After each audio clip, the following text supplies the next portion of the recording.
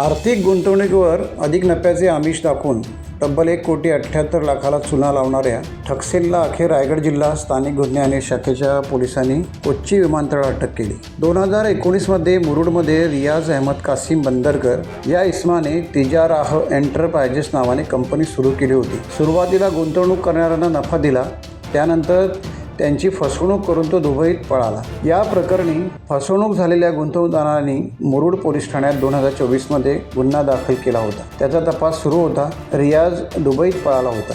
रियाज भारतात आल्याची पोलिसांना माहिती मिळाली. पोलीस अधीक्षक सोमनाथ घारगे यांच्या मार्गदर्शनाखाली स्थानिक गुन्हे शाखेचे पोलीस निरीक्षक बाळासाहेब खाडे, निरीक्षक भास्कर जाधव, उपनिरीक्षक रुपेश नरे यांनी रियाज याला 24 मार्च रोजी कोच्ची विमानतळावर अटक केली. 25 मार्च रोजी त्याला अलिबाग येथील जिल्हा न्यायालयात हजर करण्यात आले आहे. सबस्क्राईब करा, शेअर करा आणि बेल आयकॉन दाबायला विसरू नका.